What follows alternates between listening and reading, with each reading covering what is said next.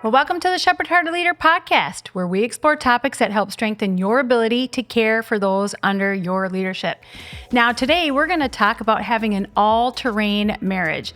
Now, some people feel like they need to have everything go perfect, like a smooth road, no potholes, but we know that marriage does not turn out like that. There's all sorts of obstacles that get thrown in our way, and so today we're going to have a conversation with Danny and Stephanie, and they're going to talk about having an all-terrain marriage. Now, Danny and Stephanie Gutierrez, did I get that right? Yeah. Have dedicated over 2 decades to ministry, marriage, and missions, including 12 years as missionaries in Peru.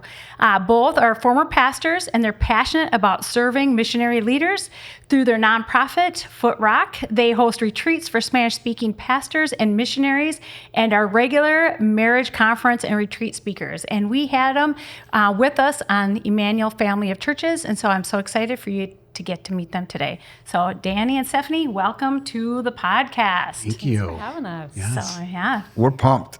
Not only do you do all these ministries, but we get to worship with you often on Sundays at Emmanuel, and you're part of the church family. Thank you so much for being faithful. And you've learned to find your identity in the call of God, the voice of God, not just in the titles, because you've worn a lot of different titles. And along the way, you've been married. Yep. That's so right. A lot of the resource you draw from is your marriage. And so I'm excited to hear some of the things you have to say that you can share as tips for those that are listening. How would you like to start with your tips? Because I could pull them all out of you if I could. Well, I read part of your biography. Why don't you guys finish telling a little bit more about yourselves and your family and the other items that we didn't get to on them. Oh, Gal, you covered it pretty well. I mean, we've got 2 daughters, 23, 21. Our oldest has special needs and lives with us.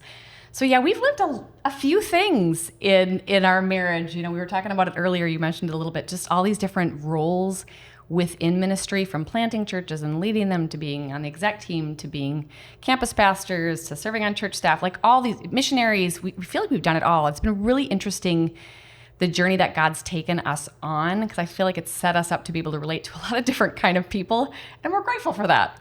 It's been fun. It's been a fun ride. Yeah. So we've been married 26 years, and the interesting thing is all of those years have been within the context of ministry. So even before we got married, we were serving on the church staff. We were involved with young married couples, and so marriage has always been this space or this place that we gotten pulled into from the very beginning. And so we just love the conversations and even the opportunity we had today to share and to get some conversations started around it. And so now we would love to get to serve leaders, like having been in that space. You know, I'm now a life and leadership coach and work in the mission space, and then Danny is a pre-licensed therapist, marriage and family therapy. And so it's fun again to just be once again reinventing ourselves in a way that we never expected. Right. And there's been a whole journey within that too, but God is good, and we love what we get to do in this season. Yes, we do. So Nate asked for a couple tips. Do you guys have a couple tips right off the top, marriage tips? You got a question for us to kind of set us up? Like, what do wondering minds, inquiring minds want to know? What do you think a question is people might have? So here's what I was thinking of. I was thinking, you guys are in and out of all of these various retreats with missionary couples, pastoral couples, just like you did today with, I don't know, we have 56 different people there, couples that were in ministry from the Midwest. What are some common obstacles and battles that ministry couples face?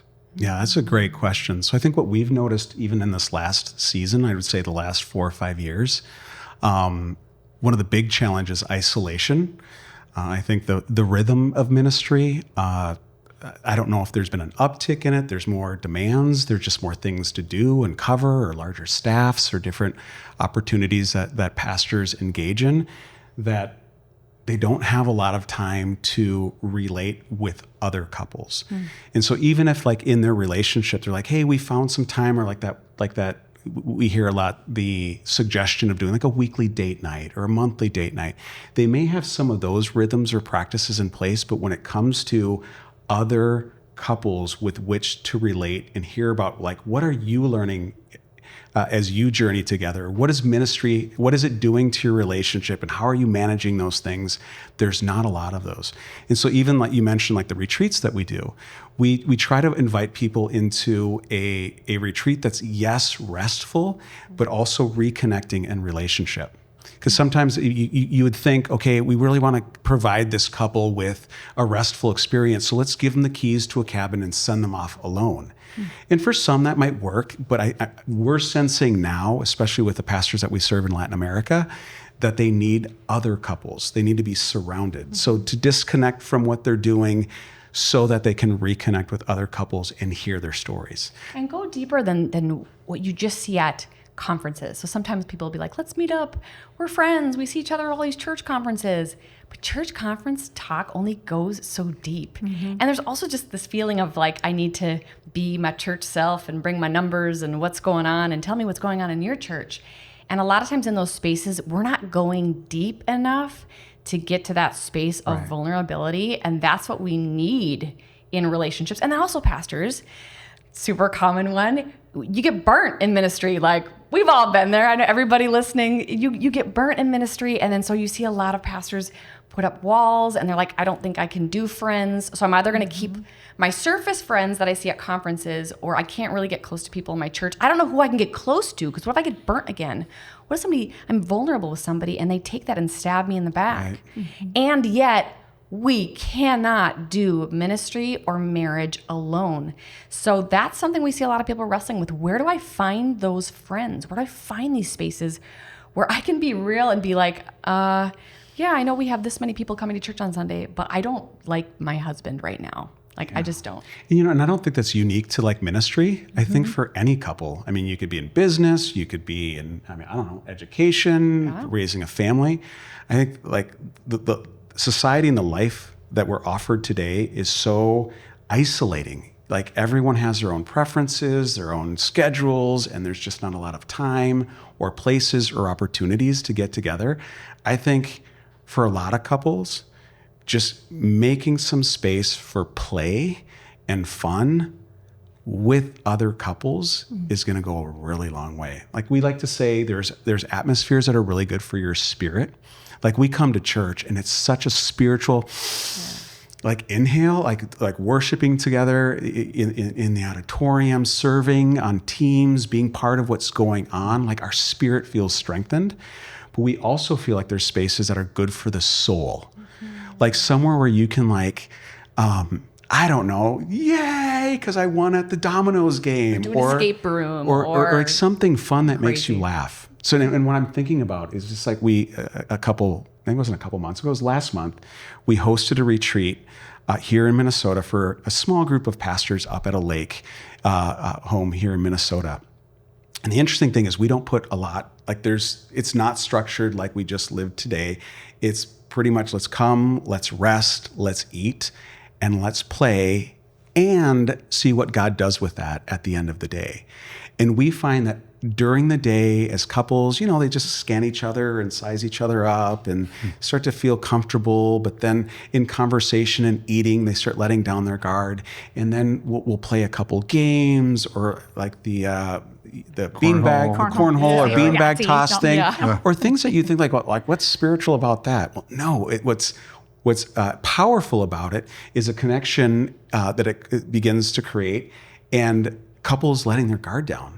And so, like, every night after dinner, we just ask the couples, we just say, hey, listen, we can make this as short as we want it to be, or as long as we need it to be. But how about we all just make a commitment to just stay at the table until everyone has had the opportunity to share what's on their heart. And we just have one question for you. One question. What has been the high and what has been the low of the last 3 months? And every time we do this, like, those conversations will sometimes go 3-4 hours. Wow. And it's because they've found during the day, as they've laughed, they found the safety to be able to cry then later. And then because they cried together and they like, man, I know that feeling too. The next day they laugh even more. And then not necessarily cry even more, but they become more and more vulnerable. I think if there was a tip, find some friends, get in a small group. Find those moments where, yes, you can date one another, but can you date one another as your like double date, or go be part of a small group, or things like that. That's really great. I hadn't thought about, a lot of times marriage advice comes in the form of face your wife, listen to her, only talk to her. But actually doing life with other couples actually can help our relationship. And shared experience is the foundation for relationships. But that doesn't happen in a half an hour, and it doesn't happen in the 5 minutes after a service at church. You actually have to find another space to do that, or it's not going to happen. Right. And I think it takes some initiative. And you described an experience where if you're going to be in a room, you're not distracted. Yep. So phones get in the way of that. Yeah. Talk about that. Yeah. Well, it's more and more. I think it's becoming a detriment. I don't know where I was reading it, but the statement of, there's a brilliant book out there called The Anxious Generation. Yeah. And in this book, he uses this phrase of like, we are forever somewhere else, where we're physically present right now, but our brains are somewhere else. We're considering other things. We're managing, kind of like half listening, managing things on our cell phone. And it's become such a common thing that later we wonder, well, why don't I feel connected? Why do you feel so distant? Why am I missing things? And so, yeah, I think for us in the spaces that we try to create, we don't want to force anyone, because we know people have families and they've got responsibilities, but we'll always say, hey, listen, we're leaving the Wi-Fi on. You're all adults, but this is the invitation. Trust God.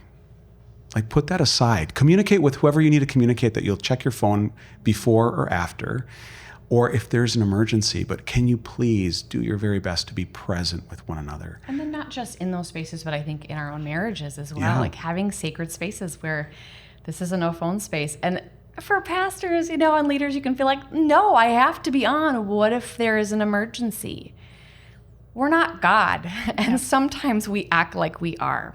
We are responsible, certainly, but there can be plans that are made so that we do not have to be on 24/7. And we talked about this today.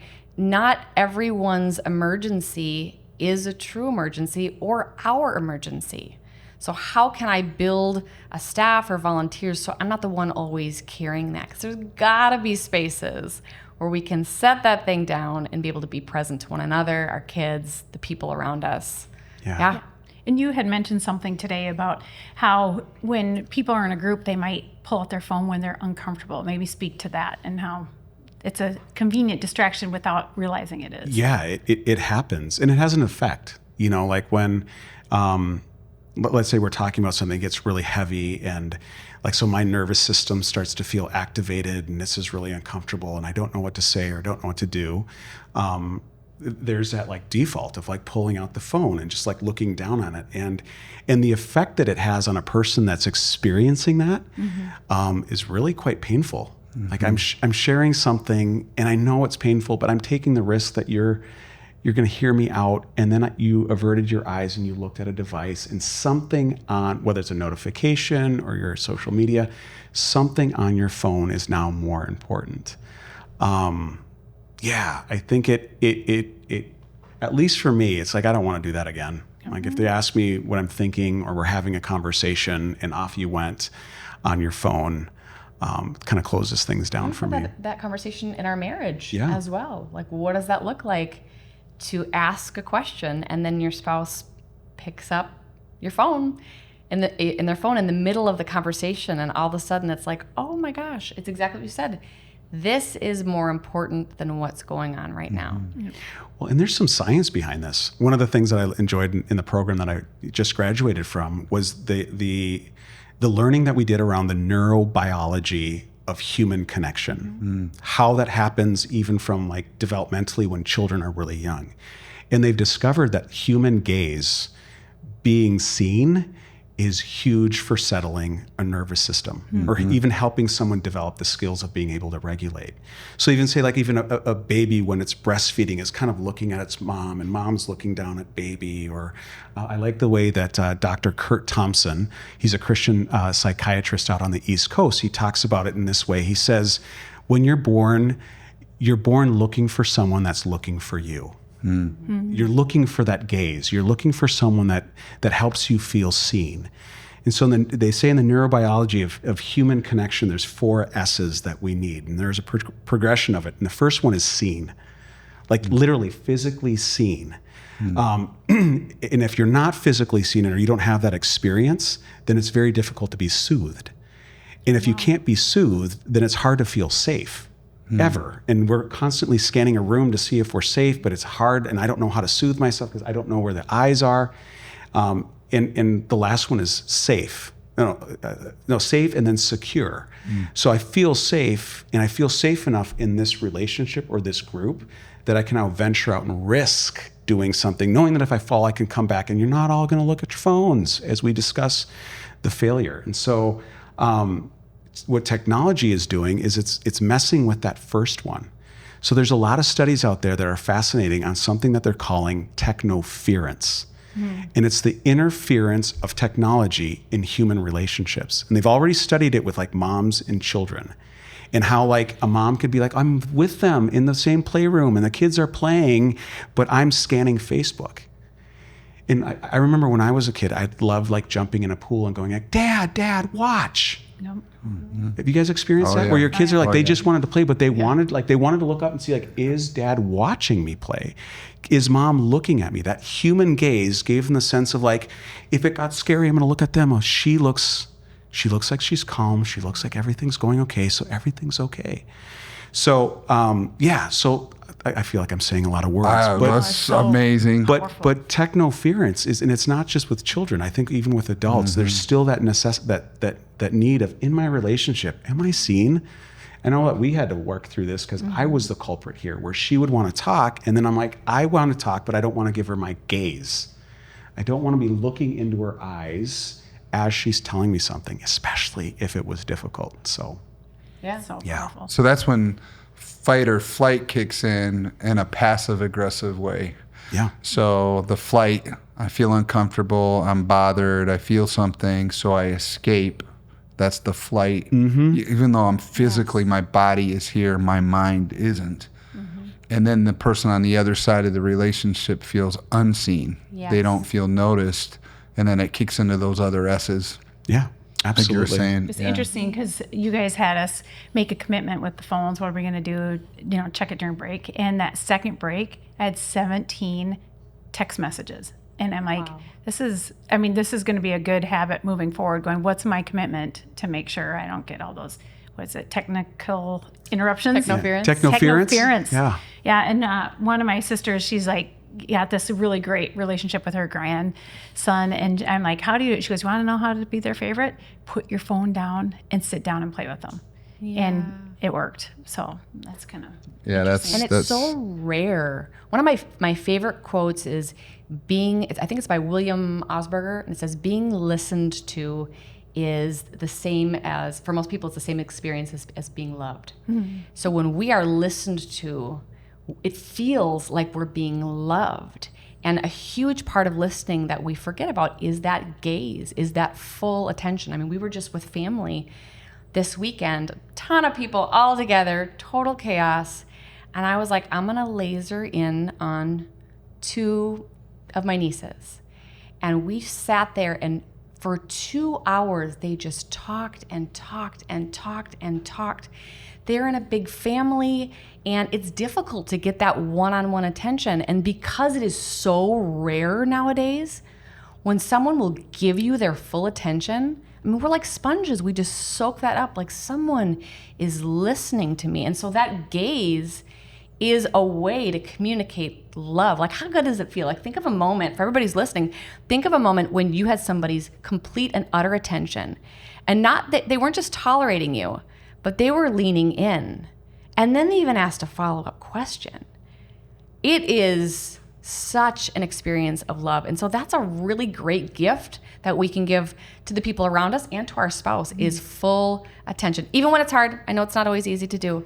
And you talk a lot too, not just me. And you go, is there a time limit? Is there a time limit for that? That's fascinating. It's really the gospel, when the great priestly blessing of Israel, may the Lord turn his face toward you. Yes. Yeah. Oh, That's a visual imagery. May he smile on you and give you peace. Yes. That's a deep interest. It's not a disconnected idol worship God, but he joins us. He comes near to us. Yes. And of course, the opposite of that would be true. And the enemy uses technology to steal, kill, and destroy. He steals that attention. Yeah. And he tries to take it away. And if he can do that in a marriage, he can do that with parenting. He can do that in other spaces. So there's almost conflicting kingdoms Yes. in the same space. And we've got to choose the right kingdom in our moments, or else the enemy can steal something that God meant to be beautiful. Yeah, Oof, absolutely. that's good. One of the activities you guys had us do, well, first of all, you started your conference today. It was probably a mini conference from what you normally do, but just going, this is going to be a lot different than what you've ever experienced. And you held true to that commitment. It was a lot different, and it was really refreshing. So the idea of being refreshed was refreshing. You had to start out with an activity about finding the re word, and I noticed that there were some words that weren't in there and some that were like multiple times. Talk about that. Where'd that activity come from? Yeah, Where did that come from? that came from the first time we did the missionary retreat with the Sims. Yes. In Yes. Mexico. You're right. And we wanted to lean into that word refresh, because we felt sometimes it just gets used and then not really focused on. Like, we brush over it immediately and go like, okay, that's kind of like the hope of what we want to accomplish. And we want to be like, but are we? Like, how do you get there? And so we leaned into those first two letters, the re, and kind of like presented it as an invitation, not to really something new. I think for a lot of couples, it's not about like a new revelation. It's not about new learning, but it's about remembering what it was like when like the communication was flowing, when things were passionate, when things were playful. And so it was like this idea of taking those two first letters and returning to something. And we found in the English language, just like in the Spanish language, there are so many words that if you think about it, it's an invitation to something we've already experienced. Like reacquaint. I think did someone bring up reacquaint today? Like, I already am acquainted, but to reacquaint myself is to like put myself in this humble position of like, maybe I don't know everything about you. Maybe I thought I had you figured out. Maybe we're in autopilot and we need to get out of that. And I need to reacquaint myself with the person that you are today, which, now that I think about it, is obvious it's not the same person that was 8 years ago, because you've grown and changed and learned. And that's something we like to talk about a lot too, is just that individual experience of growing as people, it not being a static relationship, but we continue to grow and evolve. And so the foremost marriage researchers in the US, Dr. Julie and John Gottman, have done just a ton of research into this. And so they talk about the concept of love maps.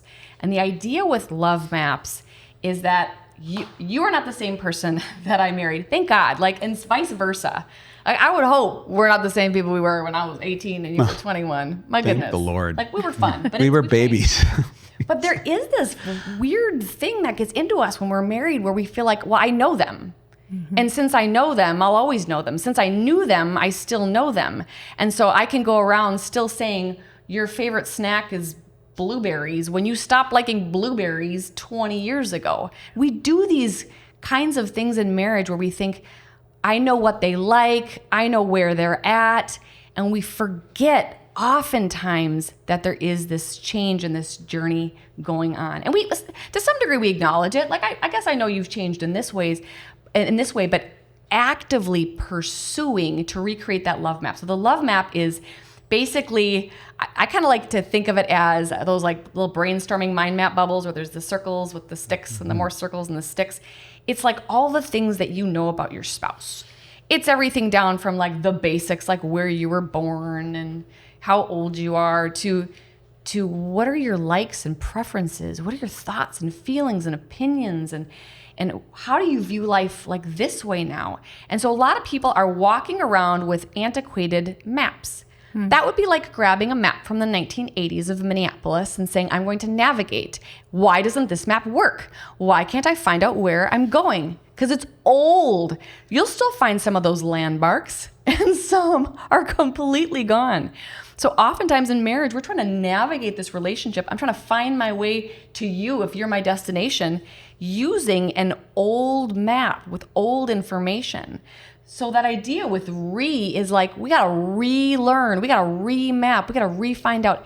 Every day I want to find out who you are. Reroute. I think to your point, if you think about like a couple that's been married for a while and then they have a baby, it's like on that map, there's been like a roadblock. Certain things that we were accustomed to, or rhythms, or even intimacy, and all those different things radically change now that you bring a baby home. And then they get stuck or like frustrated or upset or judgmental with one another.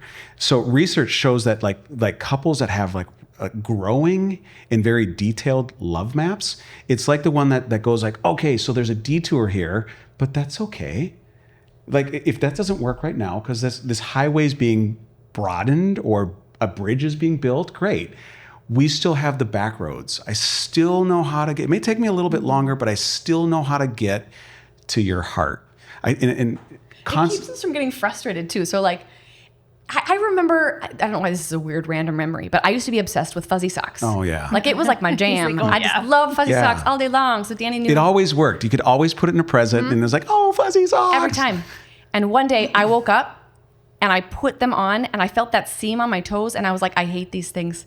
And I never wanted to wear them again. And like, this had been a staple. This had been like security for like 15 years. Like Danny knew he could get me fuzzy socks. And it was like, I was like, who am I? And he's like, I don't know, who are you? But to your point, because he knew all these other ways to show love and affection. I mean, that's kind of a goofy example, but we've all got them. But to your point, I had to like adjust to that level. Yeah. Like fuzzy sock route no longer exists. That's a dead end. I need to find something else that's meaningful, that communicates to her, I've studied you well enough that I know you're going, like this is going to make it to your heart. In terms of gifts, but that's also in terms of time. That could be in terms of like the words that we choose to use with one another. Seasons that we're in. Sometimes it might be like, acts of service, like this particular act of service is just like very loving. And then a season might change and it's like, that doesn't feel meaningful anymore. Yeah. So what's another way that we can connect with love? So we have we laugh and say like, there's kind of like your big avenues that usually work, like your love language, like, acts of service. So within that space, you can usually find your way to each other on that avenue, but that can still adjust and change. And so if things are different within that, what does that look like? How can I change this route and find a different way? So identifying what your main ones are, that for the most part are going to work. But then what are ones that are maybe just for a particular season? Man, I can so see that being needed at every stage. Because what happens with couples as they stay together, praise God, they stayed together. But kids come into the picture. There's multiple kids, the busyness of life, the career changes, education. If you don't stay in touch, then the only thing holding the marriage together might be the kids. Right. And then when the kids graduate, right, what do you have Much left? divorce happens at that point. It's called gray divorce. It's a thing. Yeah, that's called true. What do you? It's called gray divorce. They call it, and it's a growing trend of people getting to like empty nesters or like they've been married for decades and going like, I don't even know who you are, and I don't know how to connect with you. Our kids aren't here, or what was is no longer, and so they end up. And if a couple, even listening right now, is at that point, what do they do? I think it's getting curious. I think it's like making the effort to waken up again. This notion of like, I have got a person here that I love, that I have to study again, that I have to like discover once again. You have to drop the assumptions. I mean, everything that you thought worked before, like just let it go for a season. Like you said, the curiosity. I do think it's appropriate to get counseling, get intervention, mentoring at some point. If it's at that point where you're like on the verge of divorce, I would say get some serious help. But if there's a little bit more to work with, begin to plot out that map. I love the book by the Gottmans. They're not Christians, but it's Phenomenal Brilliant place to start. It's stuff. called The 7 Principles for Making Marriage Work. And I do think that's a great starting place for people in terms of kind of working through and starting to create some of those new love maps. Getting curious, asking questions, being open. Yeah. So you guys like to do a lot of activities in your sessions. Another one is having everyone pick what terrain that they're on at the moment. And I like how you guys are like, do it individually. So the couples, you have to kind of like part from each other and go look at all the different terrains. There were different samples on the floor that you had to pick up. So talk about that. Why do it individually? So because we're two really different people. So you think about a wedding ceremony, like it's very trendy sometimes. Maybe it's not trendy anymore, but like it was the whole, you have your 2 candles on the side and then the candle in the center, and then you light it. And what do? You blow out the outside candles, or you take the sand and you mix it together. So we probably did, I think we blow out the candles. But when I think about it, as individuals, we don't disappear in marriage. And so if we focus so much on oneness that we forget separateness and individuality, we begin to lose ourselves. And oftentimes you'll see one person lose themselves a bit more in the other person. That's very common. The stronger personality will kind of emerge, and the other person will merge and maybe quiet their thoughts, feelings, and opinions to become a part of that other person. The problem is, that person did not marry the other person to marry themselves. Yep. They married them because there was something unique and individual about them. So when we erase each other's identity in those marriage spaces and only talk about oneness, we lose out on the beauty that we each bring as individuals. So both are necessary. So I would keep the outside candles lit and the center candle lit. We are one, and we're individuals. So when we go into these conversations or spaces or activities, we start usually as individuals. And like you were talking about, Jodi, with the terrains, we use it as a metaphor for kind of finding the space, the landscape that you're in. And we do that because oftentimes, I mean, you guys, we all saw it today, couples find themselves in different spaces in life. Maybe one person is having this amazing season in life where they're thriving in their job, and the other person is not so much. Sometimes you're in the same space, but sometimes you're not. And if the assumption is always, we're in the same space, we're dealing with the same things, it is erasing the experiences and the emotions that the other person has. So if I'm just like killing it in life, and I'm like, so you must be too, and you're not.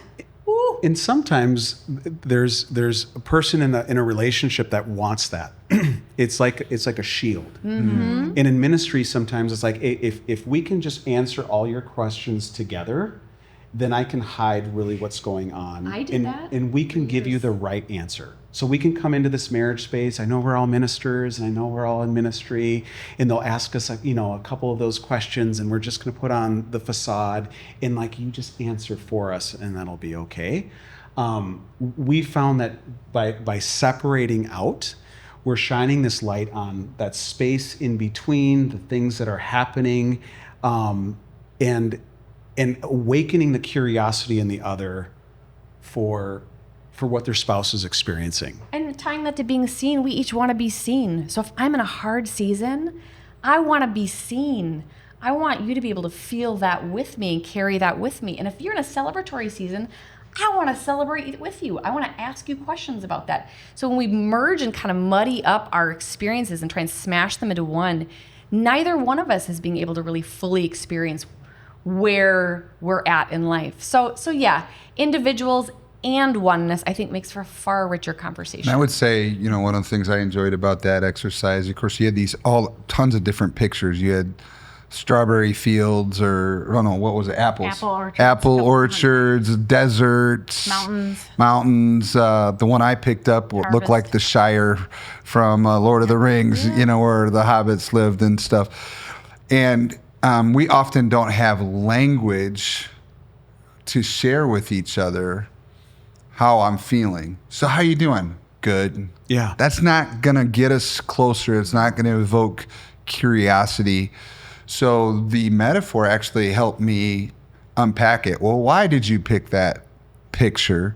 And so I started talking about the season of life that I'm in. And I've got an old building and it's got grass growing around it, and I'm not trying to build anything new anymore in my career. We've raised our kids, and I'm secure, and people love to come to my house, and they feel safe in my house. So I was describing, I feel good, and I love being a benefit to others, and I'm not trying to be somewhere else. And that's the way I could describe it with Jodi. She had a different picture. At a mountain. And why did you have that? Feeling like we're on the top of the mountain and being able to be delighted in the Lord. But then also I love the challenges. I love challenges. So. And we were talking about how, like, in our stages of marriage, we're 31 and a half years in. And in our stages of marriage early on, with 4 kids in 6.5 years, Jodi took on a huge load. Probably I let you take on more than I should have. I could have taken on more, and we've learned that over time. But here she is. She's taking care of the kids, and my career was taken off. So I'm getting my master's degree. Our youth group grew. I started teaching at North Central. I became a vice president. When people talk about Nate and Jodi, they would talk about Nate's career, and they would talk about Jodi with family. And those are things we both chose. We felt like that's what God wanted. But now, in the empty nest season of our lives, Jodi's pursuing her master's degree. Her leadership skills are coming out. She's climbing a mountain. I've had a lot of mountaintop experiences, and I'm not chasing any of those anymore as much as I have great joy in cheering her on. So 2 metaphors help us understand our relationship and our season and locate one another, and they are different. Yeah. And to be able to share it that way, even like with us, another couple, or with each other, is far more interesting than going good.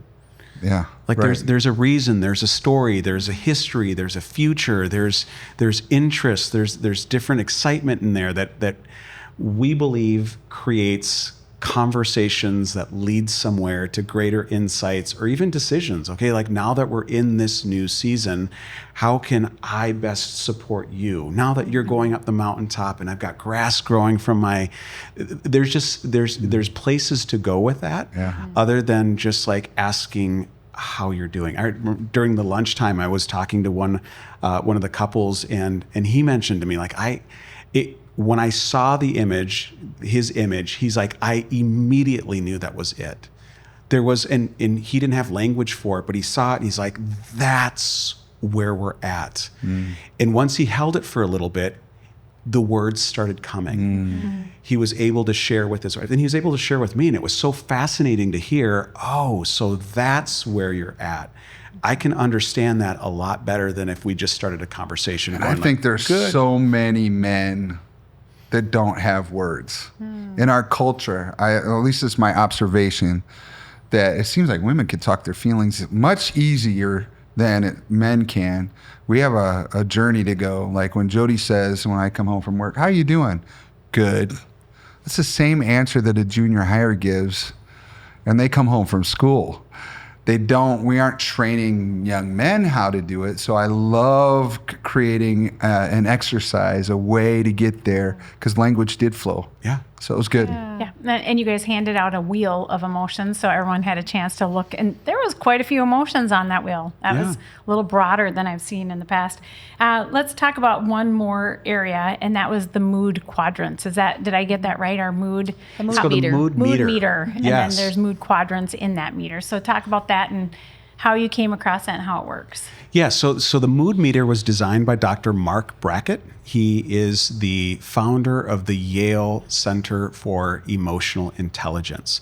And from what I understand, he designed this thing particularly for elementary and high school students to help them with vocabulary that the vocabulary then connected to like their physical sensations of what they were feeling. I think what they began noticing is like, okay, even with the wheel, so we've got words that are a little bit more nuanced, but then I still don't know what that feels like. Or, I mean, I think all of us have done it at some point where we think we used the emotion word correctly. So like that whole like, I'm fine. Well, okay, you use the word, but from what I'm noticing non-verbally, you don't seem to be fine. Like there seems to be, you know what I mean? Like, or are you, I'm really excited. And there's something really wonderful about being able to pinpoint exactly what your feeling is.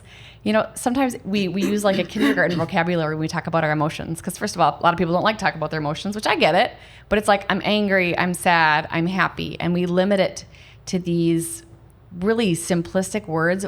But there's something about finding a word that pinpoints how I feel in that moment. Like I feel irritated, or sometimes we'll feel more than one emotion at the same time. Like I feel grateful and I'm grieving at the same time. And there's like a release. Like we talked about finding that image, and there's something about finding that image like, oh, this is where I'm at. Well, it's the same way with those feelings. When I can put to words how I actually feel, it helps me find where I'm at, and it helps my spouse find where I'm at.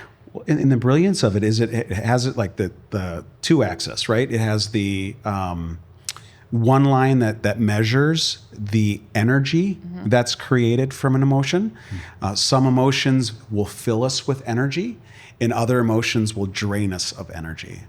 And then the horizontal line is based upon pleasure, from like decreasing to increasing. So there's some emotions that we just, they're not comfortable, we don't like it, and no one else does either. So if somebody wants to visualize this as they're listening to this, then they just can't see it. Just Google mood meter and you'll be able to see it. Or there's a free app. There's a free app that's brilliant, is how we feel. And I've been using this app quite a bit because it helps, it'll prompt you to go like, how do you feel? And it'll pull up the mood meter. Okay. And then you start going like, okay, so stop a second. Don't just say good. Don't just say fine. Like, where's my energy at?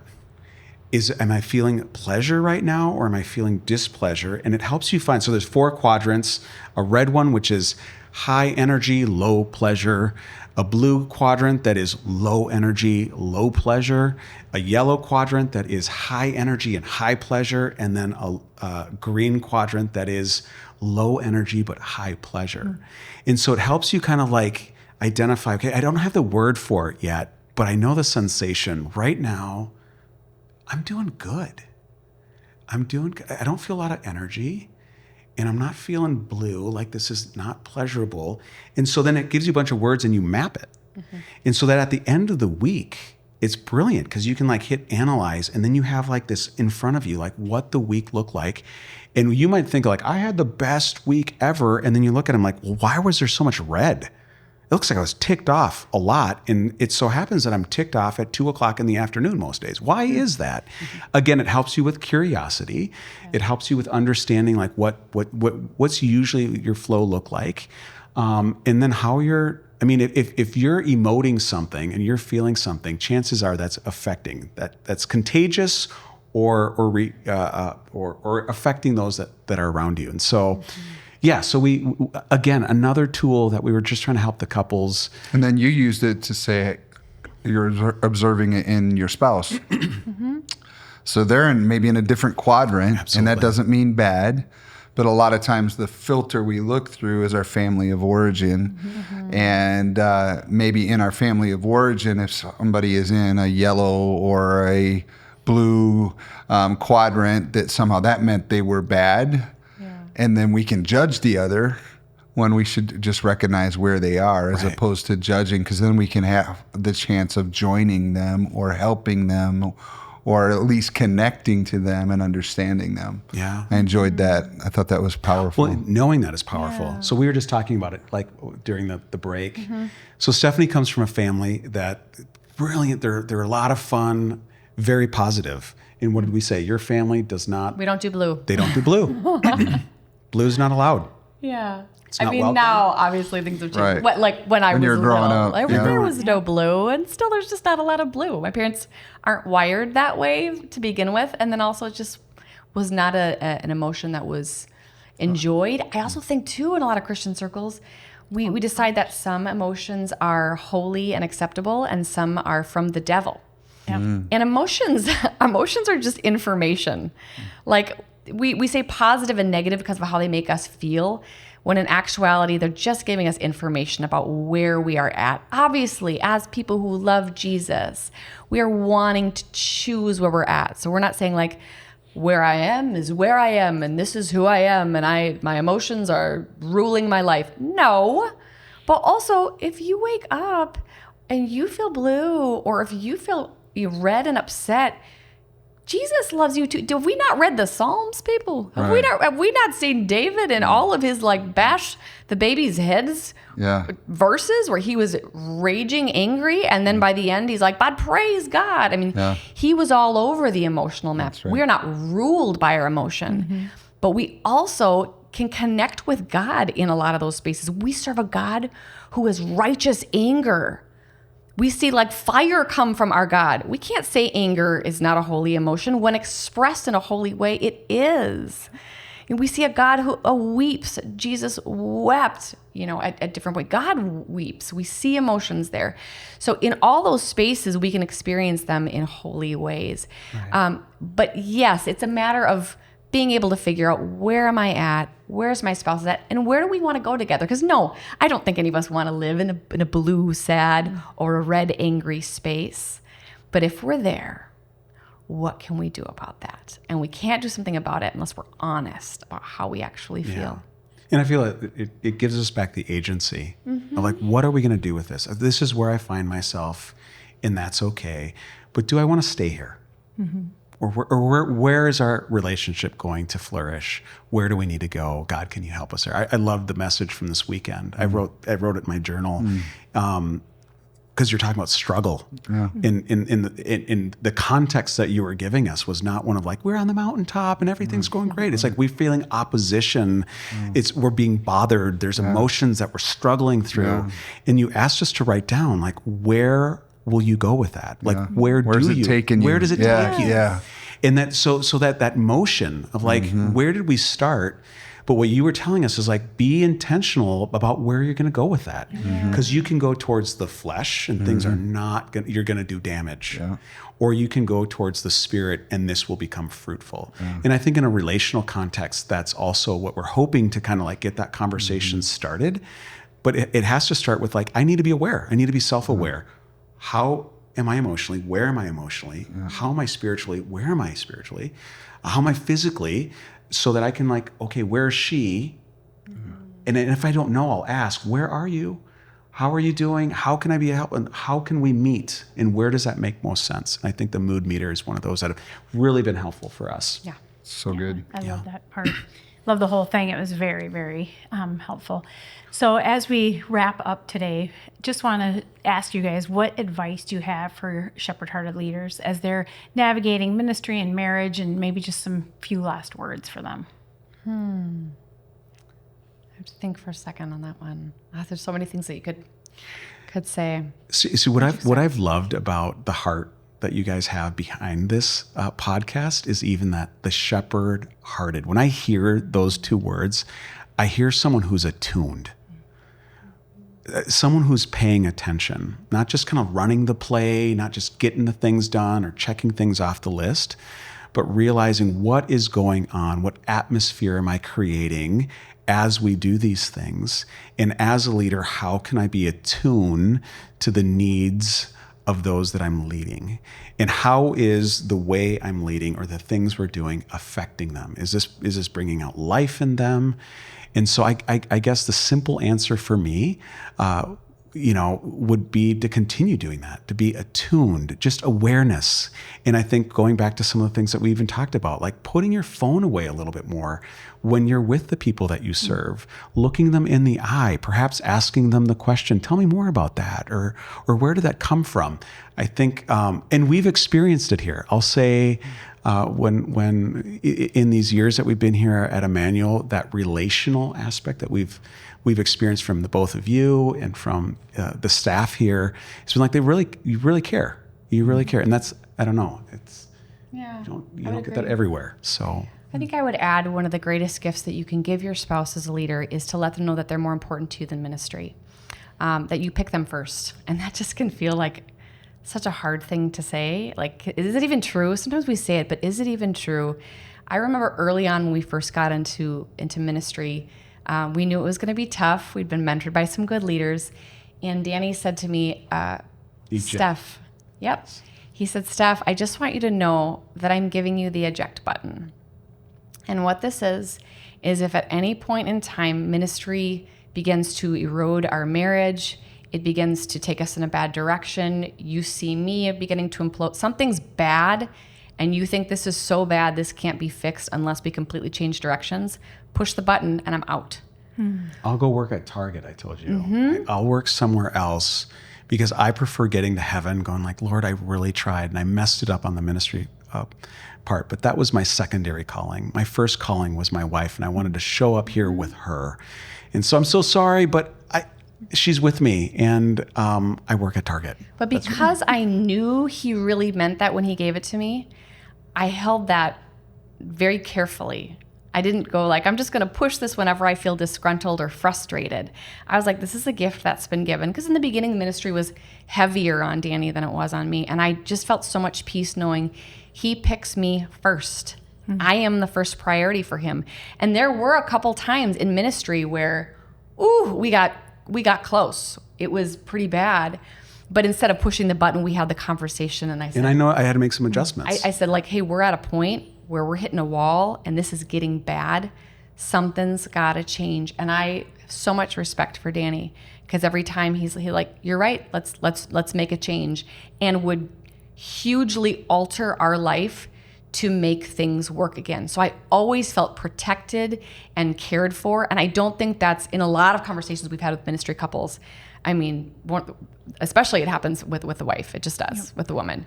Just like, I can't even imagine what that would be like. I don't know. I don't think my husband would pick ministry over me. Like, what would that be like? That was a shepherd-hearted husband. Yes. Thank you. It really was. And I didn't threaten him with that. I felt so safe knowing that was the case. But I think for some spouses, they're nervous to give that to their spouse because they're like, oh, they might threaten me with that and make me get out of ministry. And no, this is what God's called me to do. How tight are you holding on to your calling? How much is that a part of your identity? Because it's got to be first and foremost surrendered to the Lord, and there's got to be a healthy relationship going on. So that could be a controversial conversation, but we're down with that. Wow. We're down with that. Yeah, that's so awesome. I mean, you think some people have hit the eject button by backsliding and like totally falling away from the Lord, and that's their way out instead of really having an honest conversation with their spouse and saying, hey, we need to do something different. Yeah, you're absolutely right. Thank you so much for this conversation. What a powerful, powerful time. We'll definitely have to have you guys on again. If people are trying to connect with your ministry, how can they do that real quick? Go ahead. So we have our nonprofit's Footrock, so it's footrock.org. That would be a good way to connect with us. All right. Well, thank you again. Yeah, Thanks for having us. Well, thank you so much for joining us on the Shepherd Hearted Leader podcast. What an amazing conversation. I'm going to be chewing on this one for a while, and I hope you are too. And so we would always love to hear from you. Please leave a comment, share this episode with others, and as always, keep leading well.